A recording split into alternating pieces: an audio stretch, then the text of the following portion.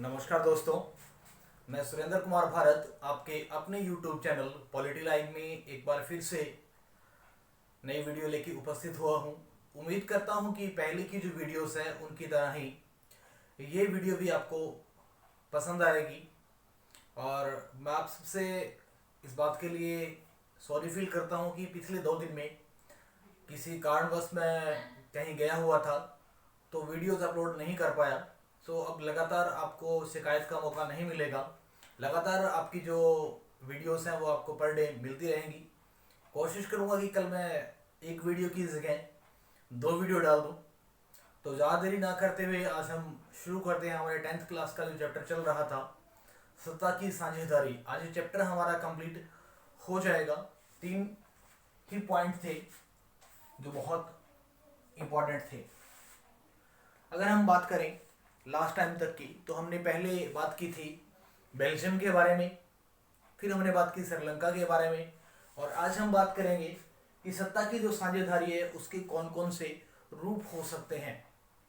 जो सत्ता में जो साझेदारी है, चाहे हम लोगों की बात करें या पॉलिटिकल पार्टीज की बात करें या फिर बात करें किसी भी खास तरीके के किसी अल्पसंख्यक ग्रुप की बात करें, तो वो लोग किस तरीके से सरकार के कार्यों में भाग लेते हैं। अब देखिए, मैं बात करूं आज से हजारों साल पहले की, तो पहले ऐसा माना जाता था कि किसी एक व्यक्ति के हाथ में शक्तियों का होना बहुत ज़्यादा अच्छा होता है। अब इसमें बात की जाए तो सीधी सीधी ओल्ड टाइम में या पुराने समय में जो राजा होता था उसी के पास सारी शक्तियां होती थी, और जो भी सारे डिसीजन लेने होते थे, जो भी निर्णय लेने होते थे स्टेट से रिलेटेड या राज्य से रिलेटेड, वो सारे के सारे राजा लेता था। राजा के पास कुछ खास मंत्रियों की एक समिति होती थी या कुछ खास मंत्री होते थे जो राजा को किसी विभाग के लिए, किसी डिपार्टमेंट के लिए एडवाइस करते थे, और फिर राजा जो भी निर्णय होता, जो भी डिसीजन होता, उसे ले लेता। बट जैसे जैसे टाइम बदलता चला गया, जो शक्तियों का जो संकेंद्रण था या सेंट्रलाइजेशन ऑफ जो पावर था, वो धीरे धीरे एक्सपेंड होने लगा, धीरे धीरे बदलने लगा, और पावर किसी एक व्यक्ति के हाथ में ना रह के, मीन जो शक्तियां थी वो किसी एक व्यक्ति के हाथ में ना होके बहुत सारे लोगों के हाथ में जाना शुरू हुई। और धीरे धीरे जैसे जैसे टाइम बदला, दुनिया के अलग अलग हिस्सों में जो सत्ता का जो साझेदारी थी या पावर के डिवीजन की बात करें, वो धीरे धीरे उनका जो रूप था वो बदलता चला गया। और इन्हीं कुछ रूपों की आज हम बात करेंगे। तो देखिए, आज का जो टॉपिक है, आज की जो हेडिंग है वो है सत्ता की साझेदारी के रूप। मीन सत्ता की जो साझेदारी है उसके कौन कौन से रूप हो सकते हैं, कौन कौन से टाइप हो सकते हैं, कौन कौन से प्रकार हो सकते हैं। तो देखिए, जो मैंने पहली लाइन लिखी है कि सारी शक्तियां एक व्यक्ति के हाथ में। अगर हम बात करें पुराने समय की या प्राचीन परंपराओं की, तो उस समय ऐसा माना जाता था कि एक व्यक्ति के हाथ में अगर शक्तियां होगी तो वो अच्छा होगा। अब इसके पीछे लॉजिक क्या था उस टाइम के लोगों का ऐसा मानना था कि एक व्यक्ति के हाथ में अगर पावर है तो वो कोई भी डिसीजन, कोई भी निर्णय बहुत थोड़े टाइम में ले सकता है। किसी भी डिसीजन को लेने में उसे ज़्यादा टाइम नहीं लगेगा, और जो डिसीजन लिया जाएगा बहुत जल्दी होगा, क्विक होगा, टाइम स्पेंड उस पर नहीं होगा। बट धीरे धीरे ये जो कंसेप्ट था, ये जो विचार था, उसके विवाद में, उसकी आलोचना में बहुत सारे लोग निकल कर आए, और उन्होंने कहा कि सत्ता का जो संकेंद्रीकरण होता है, पावर जो होती है, वो किसी एक व्यक्ति के हाथ में शायद अच्छी नहीं होती। एक से ज्यादा व्यक्तियों के हाथ में पावर जो होगी तो वो अच्छा होगा। और उन्होंने कहा कि एक व्यक्ति की बजाय एक खास समूह के हाथों में जो पावर है वो होनी चाहिए। मीन्स कि कुछ खास व्यक्ति जो एक प्रतिभा के धनी होते हैं, जिनमें किसी खास तरीके के गुण होते हैं, उन व्यक्तियों को पावर दी जानी चाहिए। जब सारे व्यक्ति मिलकर किसी विषय के ऊपर वार्तालाप करेंगे, डिबेट करेंगे, तो जो डिसीजन निकलेगा, जो आउटपुट होगा, जो रिजल्ट होगा, वो बहुत अच्छा होगा, ऐसा उन लोगों का मानना था। तो इसलिए उन्होंने कहा कि पावर किसी एक व्यक्ति के हाथ में ना होकर पावर कुछ खास लोगों के हाथ में होनी चाहिए, जिनका एक ग्रुप होगा जो कि स्टेट को चलाएंगे। अब नेक्स्ट अगर हम बात करें कि शक्ति का स्रोत जनता या स्वय शासन, धीरे धीरे टाइम जब बदलता चला गया तो एक विचार ये भी सामने आया कि शक्तियों का जो स्रोत है या सारी शक्तियां हैं वो लोगों के बीच है। लोग ही सारी जो शक्तियां हैं वो अपने जो रिप्रेजेंटेटिव होता है, अपना जो प्रतिनिधि होता है उसको प्रदान करते हैं। अब कैसे, मान लीजिए अगर मैं यहाँ बात करूँ कि किसी भी एरिया में एक चुनाव से पहले, इलेक्शन नहीं हुआ उससे पहले कोई XYZ कोई एक व्यक्ति इलेक्शन में खड़ा हुआ, उस टाइम ये व्यक्ति एक साधारण व्यक्ति था, इसके पास कुछ खास पावर नहीं थी। बट जैसे इसने चुनाव में पार्टिसिपेट किया, चुनाव इसने लड़ा और चुनाव लड़ने के बाद जब परिणाम आया तो इस व्यक्ति की जो रिजल्ट जो निकला वो निकला कि ये व्यक्ति चुनाव में जीत गया, इसने विक्ट्री हासिल की। और विक्ट्री हासिल करने के बाद में इस व्यक्ति के हाथों में बहुत सारी पावर आ गई। अब देखिए इसको पावर दी किन लोगों ने, उन लोगों ने जिन लोगों ने इस व्यक्ति के पक्ष में वोट डाला। और जब व्यक्तियों ने इसके पक्ष में वोट डाला तो ये व्यक्ति दूसरे व्यक्तियों से थोड़ा अलग दिखा। क्या था कारण उसके पीछे? कारण था कि इस व्यक्तियों के हाथ में पावर का आ जाना। अब इसी तरीके से सेम हमें कुछ डिस्कस करेंगे कुछ ऐसे मेथड्स के बारे में जिनमें लिखा गया कि जो पावर का डिवीजन था वो किस किस बेस पे हुआ, कैसे हुआ। तो अब उन्हीं पे हम डिस्कस कर लेते हैं। जो पावर का जो डिवीजन होता है, जैसा एनसीईआरटी में दिया हुआ है उस चैप्टर के अनुसार, तो वो कुल 4 तरीके का डिवीजन हमें यहाँ दिखाई देगा। पहला है शासन के अंग, means part of the government, या गवर्नमेंट के जो अंग हैं उनमें शक्तियों का बंटवारा। अब सरकार के जो अंग होते हैं, जनरली जो सरकार के अंग होते हैं उन अंगों की संख्या होती है 3। एक कार्यपालिका जिसे एग्जीक्यूटिव कहते हैं, दूसरी न्यायपालिका जिसे जुडिशरी कहा जाता है, और एक होती है विधान पालिका जिसे लेजिस्लेचर या लेजिस्लेटिव कहा जाता है। अब देखिए सरकार की तीनों ही अंग हैं, वो क्या करते हैं कि उनकी, चाहे मैं बात करूं विधायिका की, चाहे मैं बात करूं कार्यपालिका की, चाहे मैं बात करूं न्यायपालिका की, तो तीनों के तीनों जो अंग हैं वो अपने अपने एरिया में काम करते हैं, क्योंकि इन तीनों को ही अपने एरिया के लिए अपनी अपनी कुछ पावर दी गई है। और ये तीनों इन्हीं शक्तियों का यूज करते हैं और इन्हीं शक्तियों का यूज करके अपना जो काम है उसे डन करते हैं, कंप्लीट करते हैं। अब देखिए न्यायपालिका जो होती है वो पूरी तरीके से आजाद होती है, स्वतंत्र होती है। बट एक चीज यहां हमें दिखाई देगी कि जो कार्यपालिका होती है उसके द्वारा भी, और विधायिका होती है उसके द्वारा भी, कुछ बार न्यायपालिका के जो जजेस होते हैं उनका नॉमिनेशन किया जाता है, उनका इलेक्शन किया जाता है, या उनका मनोनीत या निर्वाचित किया जाता है। और जो न्यायपालिका होती है वो कार्यपालिका और विधायिका इन दोनों के कार्यों के ऊपर नियंत्रण रखती है। ये देखती है कि इनके द्वारा क्या कुछ किया गया। जब भी शक्तियों का पावर इस तरीके से दिखाई दे, मीन्स एग्जीक्यूटिव, जुडिशरी और लेजिस्लेचर, तो ये जो शक्तियों का वितरण होता है ये कहलाता है शक्तियों का क्षैतिज वितरण।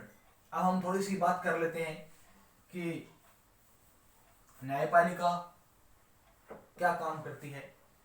देखिए जुडिशरी होती है उसका मेन काम होता है देश के अंदर जो भी केसेस होते हैं, चाहे हम बात करें क्रिमिनल केसेस की या हम बात करें किसी अदर तरीके की, मीन्स किसी व्यक्ति ने कोई क्राइम किया है तो वो जो न्यायपालिका होगी जो जुडिशरी होगी वही तय करेगी कि न्यायदंड कैसा है, या जो क्राइम किया गया व्यक्ति के द्वारा वो क्राइम कैसा है और इस क्राइम के ऊपर कौन सी धारा लगेगी। इसी धारा के अकॉर्डिंग उस व्यक्ति को जो सजा होगी वो दी जाएगी, या जो दंड होगा वो दिया जाएगा। अब दूसरी बात कर लेते हैं कार्यपालिका की, कि जो कार्यपालिका होती है उसका मेन जो काम होता है वो सरकार के जो भी कार्य होते हैं, जो भी एक्शन होते हैं उनको लागू करवाना। मीन्स सरकार की जो भी पॉलिसीज होती है उनको रेगुलेट करने का काम जो है वो कार्यपालिका करती है। बहुत ज़्यादा डिटेल में हमें इसे जानने की कोशिश नहीं करनी है, बिकॉज आगे के जो कुछ चैप्टर होंगे उसमें बहुत अच्छे तरीके से ये चीज़ें मैं समझाऊंगा आपको कि कार्यपालिका का क्या प्रोसेस होता है, कार्यपालिका में कौन कौन से व्यक्ति होते हैं। अब बात करते हैं लेजिस्लेचर की या विधान पालिका की। विधान पालिका जो होती है इसमें जनरली हमारे मंत्री, हमारे मिनिस्टर्स होते हैं, और इनका एक ही काम होता है कि जो हमारी पार्लियामेंट है,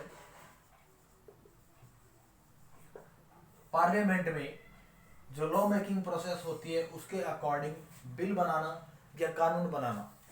तो तीनों के जो काम है वो अलग अलग हैं, बट जुडिशरी है वो थोड़ा कंट्रोल करती है इसके ऊपर, कार्यपालिका के ऊपर और लेजिस्लेचर के ऊपर। मींस एग्जीक्यूटिव के ऊपर भी और लेजिस्लेचर के ऊपर भी। कौन कंट्रोल करती है, तो आपको याद रखना है कि जुडिशरी इन दोनों के ऊपर कंट्रोल रखती है। जब देखिए जुडिशरी इनके ऊपर कंट्रोल रखती है तो एक तरीके का एक बैलेंस बन जाता है, और जो बैलेंस बनता है उसे नियंत्रण और संतुलन की व्यवस्था कहा जाता है। एक बार फिर से दोहरा देता हूं कि जब भी कार्यपालिका और विधान पालिका के ऊपर, मींस एग्जीक्यूटिव और लेजिस्लेचर के ऊपर जब भी न्यायपालिका कंट्रोल करती है, नियंत्रण स्थापित करती है, तो उस प्रोसेस को या उन सब बातों को नियंत्रण तथा संतुलन का नियम कहा जाता है, या ऐसी व्यवस्था कहा जाता है जो उनके ऊपर कंट्रोल करती है। अब हम बात करते हैं सेकंड की, जिसमें क्या है कि जो गवर्नमेंट होती है, सरकार जो होती है, उसके अलग अलग स्तर होते हैं, अलग अलग लेवल्स होते हैं, और जो अलग अलग लेवल होते हैं उनमें जो पावर होती है उनका डिवीजन किया गया होता है। अब इसमें देखिए 3 तरीके के डिवीजन देखेंगे हम।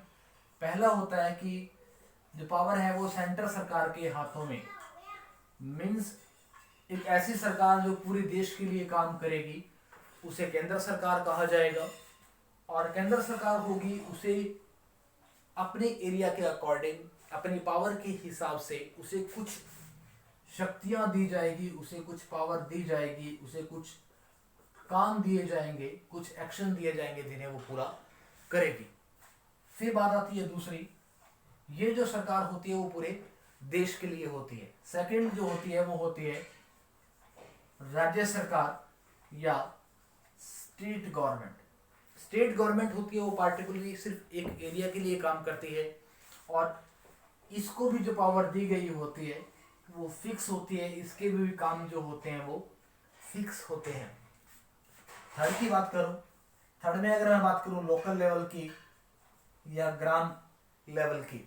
ग्राम मीन्स बात अगर हम करें विलेज या पंचायती राज की, तो तीनों ही स्तर के अकॉर्डिंग जो पावर है, शक्तियां हैं, उनका डिवीजन किया जाता है। और इस तरीके का जो डिवीजन होता है उसे ऊर्ध्वाधर वितरण कहा जाता है। शक्तियों का ऊर्ध्वाधर वितरण मीन्स कि हमें सेंट्रल गवर्नमेंट, स्टेट गवर्नमेंट और लोकल गवर्नमेंट, इसमें जब शक्तियों का वितरण होगा तो वो इस तरीके का हमें दिखाई देगा। इंग्लिश में इनको हॉरिजॉन्टल और वर्टिकल पावर शेयरिंग कहा जाता है। अब देखिए नेक्स्ट की अगर हम बात करें थर्ड की, थर्ड जो है वो है सत्ता का बंटवारा। मीन्स जो गवर्नमेंट की जो पावर है उसका जो डिवीजन है वो अब ना तो सरकार के अंगों के बीच में होगा, ना ही सरकार के लेवल के बीच में होगा। तीसरे तरीके का जो डिवीजन है उसमें कहता है कि जो सामाजिक जो समूह है, जो सोशल ग्रुप है, लोग कुछ खास तरीके के ग्रुप बना लेते हैं और इन ग्रुप्स को ही पावर दी जाती है इस खास तरीके की, चाहे वो सामाजिक ग्रुप है, किसी खास किसी खास काम को करने वाले ग्रुप, या दूसरी मैं बात करूं किसी भी भाषाई ग्रुप की बात की जाए, मीन्स कुछ खास तरीके के लोग होते हैं जो किसी खास भाषा को बोलते हैं और उन लोगों को कुछ खास तरीके की पावर दी जाती है। अब हम बात कर लेते हैं थर्ड की कि कुछ धार्मिक ग्रुप, कुछ रिलीजियस ग्रुप होते हैं जिनके पास खास तरीके की पावर होती है। चाहे हम किसी भी धर्म की बात करें, उनके अपने अपने ग्रुप होते हैं और उनके ग्रुप को उनके धर्म के अकॉर्डिंग कुछ शक्तियाँ मिली होती है, कुछ पावर मिली होती है, तो वो कहीं ना कहीं जो हमारी सरकार होती है उसके ऊपर अपना प्रेशर डालते हैं, उसके ऊपर अपना दबाव बनाते हैं और सरकार के ऊपर नियंत्रण स्थापित करते हैं। अब बात कर लेते हैं चौथे टाइप की। ये जो चौथा टाइप है, जो सत्ता होती है, पावर जो होती है, वो किस तरीके से जो दबाव समूह है या कुछ सोशल मूवमेंट्स हैं उनमें डिवाइड होती है। तो मान लीजिए अगर मैं बात करूं कि कुछ लोग हैं, अब उनको पता है कि उन्हें जो काम करना है वो सबका जो काम है वो एक जैसा ही है, मीन्स कुछ लोग हैं उनका जो काम है वो एक जैसा ही है, तो अब ये क्या करेंगे, लोग एक ग्रुप में ऑर्गेनाइज हो जाएंगे, एक ग्रुप में इकट्ठे हो जाएंगे और ये इकट्ठे होकर क्या करेंगे, सरकार से ये डिमांड करेंगे, गवर्नमेंट से ये डिमांड करेंगे कि उनकी जो आवश्यकताएं हैं वो पूरी की जाए। यहाँ हम एग्जाम्पल की बात कर सकते हैं कुछ व्यापारियों की, कि कुछ व्यापारी लोग हैं, उनका काम है व्यापार करना। अब सरकार क्या करती है, इन व्यापारियों के ऊपर लगातार जो टैक्स है, जो कर है वो लगाती है। अब इनकी डिमांड होगी कि टैक्स बहुत ज्यादा है इसलिए हमें प्रॉफिट नहीं हो रहा, तो ये क्या करेंगी, इनका मोटो एक होगा, इनका एम एक होगा कि सरकार किसी भी तरीके से जो टैक्स है ना उसको क्या कर ले, कम कर ले। तो सरकार पे प्रेशर डालेंगे कि भाई हम तो व्यापार करेंगे नहीं जब तक आप टैक्स कम नहीं करेंगे। अब सरकार को एक टाइम पर आके क्या करना पड़ेगा, टैक्स को कम करना पड़ेगा। तो इन लोगों के पास इस तरीके की जो हिडन जो पावर होगी उसे हम दबाव समूह की पावर कहते हैं। अब देखिए कई बारी ये जो लोग होते हैं, ये जो ग्रुप बनता है व्यक्तियों का, इनको ऐसा लगता है कि हमारे पास जो पावर है वो अच्छी है और इसी के तहत वो क्या करना शुरू कर देते हैं, सरकार की जो एक्टिविटीज होती हैं, सरकार के जो एक्शंस होते हैं उसको डायरेक्ट और इनडायरेक्ट तौर पर प्रभावित करना शुरू कर देते हैं। यूं कह लीजिए कि ये लोग क्या करते हैं, ग्रुप तो होता ही है, इस ग्रुप को वो एक पार्टी के रूप में बदल देते हैं और ये पार्टी कुछ दिन तक तो काम करती है एक खास एम के लिए, एक खास उद्देश्य के लिए, बट धीरे धीरे ये लोग क्या करते हैं, सरकार की जो इलेक्शन प्रोसेस होती है, जो चुनाव होते हैं उनमें भाग लेना शुरू कर देते हैं। और जब ये चुनाव में भाग लेना शुरू करते हैं तो जब भी ये चुनाव में भाग लेंगे तो ऑब्वियस सी बात है हारने के लिए तो लेंगे नहीं, जीतने के लिए ही लेंगे। जब भी ये चुनाव में जीत जाते हैं तो फिर इनकी सरकार बनती है, फिर इनकी गवर्नमेंट बनती है और जब इनकी गवर्नमेंट बनती है तो ये अपनी उन सारी बातों को बनाते हैं या ये वो रूल बनाते हैं, वो नियम बनाते हैं जो उनके लिए बेनिफिट के लिए होते हैं। अब देखिए मान लीजिए कि बहुत सारी पार्टियां हैं, मान लीजिए कोई ये एरिया है, इसमें 10 पार्टियां हैं और 10 पार्टियों के लिए सरकार जो बनाना होता है, मान लीजिए कि 10 पार्टियां हैं और इस एरिया में टोटल 100 सीट हैं। अब अलग अलग पार्टी को अलग अलग सीट्स मिली, बट किसी भी एरिया में गवर्नमेंट बनाने के लिए टोटल को 2 से डिवाइड करेंगे और प्लस एक इतना आंकड़ा होना जरूरी है जिसे जनरली हम बोलते हैं मेजोरिटी या बहुमत, कि बहुमत का होना जरूरी है। तो ये लोग इस तरीके से सरकार बनाने की कोशिश करते हैं। जब मान लीजिए कि किसी भी पार्टी को इतनी सीटें ना मिले, मीन्स अगर हम देखेंगे तो 51 सीटें होंगी, अगर किसी पार्टी को 51 सीट ना मिले तो कई बारी छोटी छोटी पार्टियां मिलकर क्या करती हैं, कोलिजन करती है, गठबंधन करती है। और जब ये गठबंधन करती है तो इसे गठबंधन की सरकार कहा जाता है। पिछले कुछ सालों से अगर हम देखें तो भारत में इसी गठबंधन की सरकारें हमें दिखाई दी। अब एक थोड़ा सा पॉइंट और रहता है कि सत्ता की साझेदारी है वो क्यों जरूरी है, वाई इट इज नेसेसरी। अब देखिए सत्ता की साझेदारी की बात करें तो दो बड़े रीजन है इसके पीछे कि वो जरूरी क्यों है। पहला रीजन कि इससे क्या होगा, जो बैलेंस है, जो संतुलन है वो बना रहेगा। मीन्स कि कोई भी एक पार्टी या कोई भी आंदोलन या लोगों का कोई भी ग्रुप ज़्यादा पावरफुल नहीं होगा और जो बैलेंस है उनके हाथ में पावर का वो बना रहेगा। दूसरा कि कोई भी कॉन्फ्लिक्ट, कोई भी विवाद नहीं होगा। क्यों नहीं होगा, क्योंकि जब लोग लगातार सरकार के कार्यों में भाग लेते रहेंगे तो लोगों को लगेगा कि सरकार उनके लिए काम कर रही है। सच्चाई तो यही है कि जो वेलफेयर सरकार होती है वो लोगों की भलाई के लिए काम करती है और तभी लोग उस सरकार को एक अच्छी सरकार मानते हैं। अगर हम बात करें डेमोक्रेसी की तो डेमोक्रेसी जो होती है वो ऐसी सरकार जो लोगों की सरकार होती है, लोगों के लिए होती है और लोगों के द्वारा सरकार होती है। तो ऐसी सरकारें जो होती है वो ज़रूरी होती है सत्ता की साझेदारी के लिए, ताकि लोग हैं वो ज़्यादा से ज़्यादा सरकार के कार्यों में भाग ले सकें। तो आज का जो हमारा ये फर्स्ट चैप्टर था सत्ता की साझेदारी वो नियर अबाउट कंप्लीट हो गया है। फिर भी वो स्टूडेंट जो मेरी वीडियोस देख रहे हैं उन्हें कहीं भी डाउट आ रहा है इस चैप्टर में रीडिंग करने के बाद में, चाहे वो हिंदी मीडियम के हैं चाहे वो इंग्लिश मीडियम के हैं, तो वो मेरा जो यूट्यूब चैनल है उस पर कमेंट कर सकते हैं या वो अपना नंबर डाल देंगे। मैं उन्हें जो वॉइस मैसेज है उसके थ्रू उनकी जो भी प्रॉब्लम्स हैं उन्हें सॉर्ट आउट करने की कोशिश करूँगा। उम्मीद करता हूँ कि आज की वीडियो आपको पसंद आई होगी। तो मेरा चैनल लाइक करना, सब्सक्राइब करना ना भूलें। जय हिंद, जय भारत।